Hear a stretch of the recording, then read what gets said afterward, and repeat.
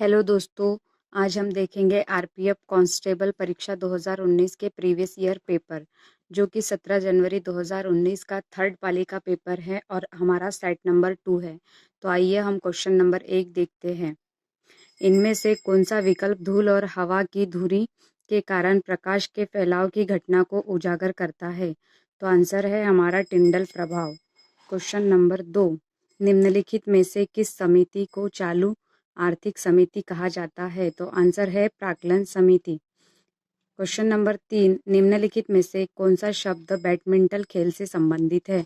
तो इसका आंसर है ट्रॉप। क्वेश्चन नंबर 4, मानव अधिकार आयोग के अध्यक्ष और सदस्यों को कौन हटा सकता है? तो आंसर है राष्ट्रपति।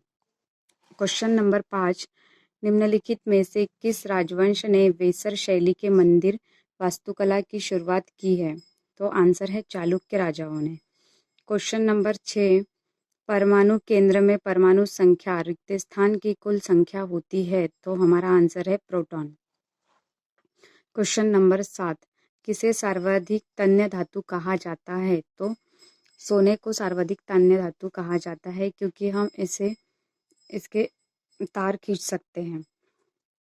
क्वेश्चन नंबर 8, न्यूटन के दूसरे गति के नियम के अनुसार किसी वस्तु पर लगने वाला बल और रिक्त स्थान उत्पादन से हटा दिया जाता है?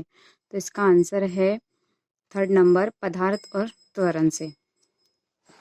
आइए हम क्वेश्चन नंबर 9 देखते हैं। निम्नलिखित में से रबी की फसल कौन सी है? तो आंसर है हमारा गेहूं। Number 4,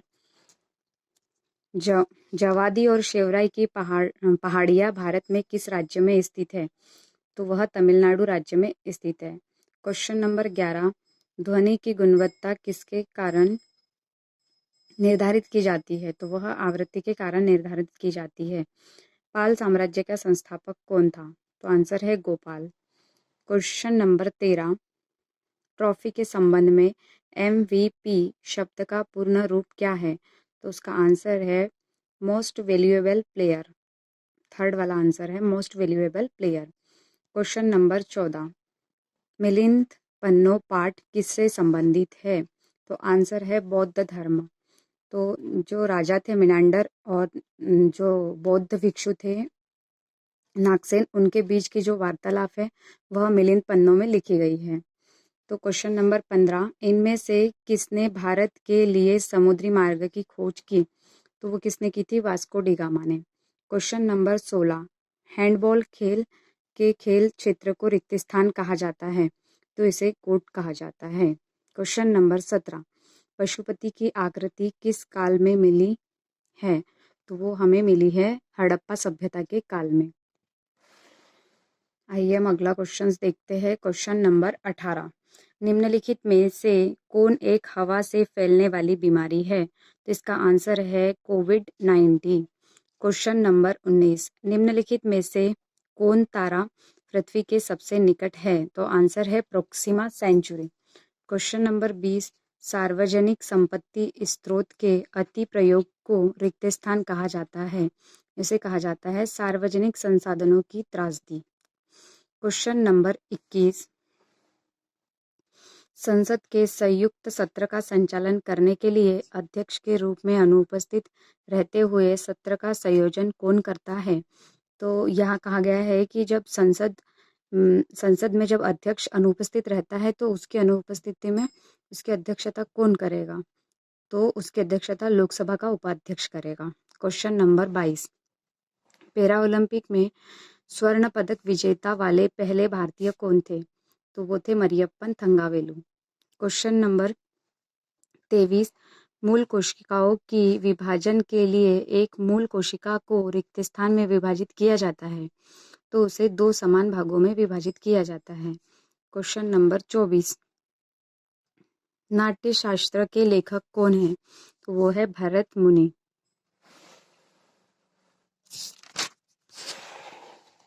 question number 25,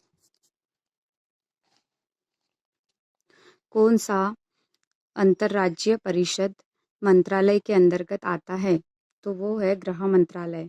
question number 26, थाल घाट जो दर्रा होता है वह मुंबई और नासिक को जोड़ता है। क्वेश्चन नंबर 27, निम्नलिखित में से कौन क्रिकेट विश्व कप से संबंधित नहीं है? तो इसमें से कलिंग कप जो है वो क्रिकेट विश्व कप से संबंधित नहीं है, बाकी सभी क्रिकेट विश्व कप से संबंधित है। तो ये कलिंग कप है उसका संबंध हमारा फुटबॉल से है। क्वेश्चन नंबर 28, पुरुष में कौन से सेक्स जीन पाए जाते हैं? तो पुरुष में XY पाए जाते हैं, जबकि महिलाओं में XX पाए जाते हैं।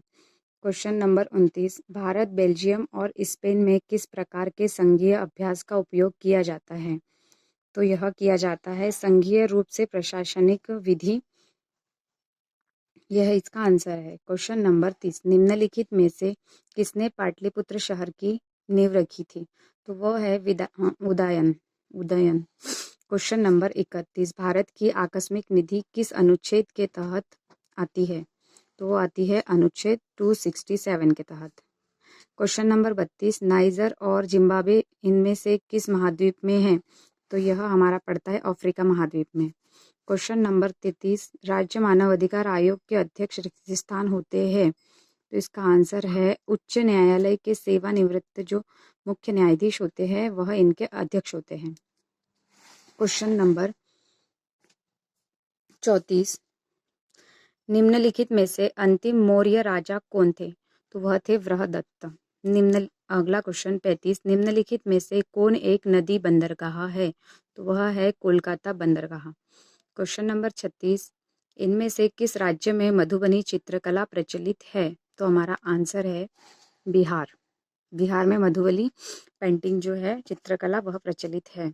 क्वेश्चन नंबर 37, अनेक आवृत्तियों के मिश्रण से उत्पन्न ध्वनि को रिक्त स्थान कहा जाता है, तो उसे हम आवाज कहते हैं। क्वेश्चन नंबर 38, निम्नलिखित में से कौन सा महासागर सबसे लंबी तटरेखा वाला है? तो वह है अटलांटिक महासागर। Answer number 4। क्वेश्चन नंबर 39, 2011 की जनगणना के अनुसार भारत में शहरी जनसंख्या का प्रतिशत कितना है?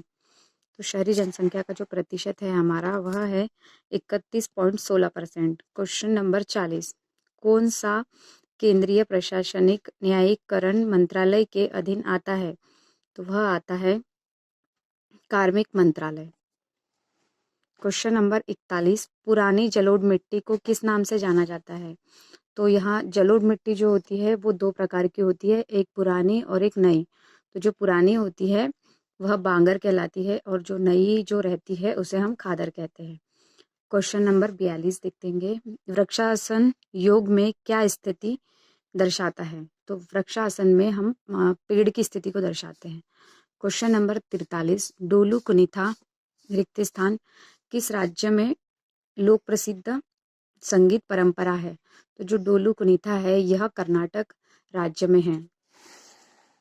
क्वेश्चन नंबर 44, राष्ट्रीय मानव अधिकार आयोग की स्थापना रिक्त स्थान वर्ष में हुई थी? तो राष्ट्रीय मानव अधिकार आयोग जो है उसकी स्थापना 1993 में हुई थी। क्वेश्चन नंबर 45, भारतीय योजना के वास्तुकार के रूप में किसे जाना जाता है? तो वह PC महालनोबिस को जाना जाता है। Question number 46,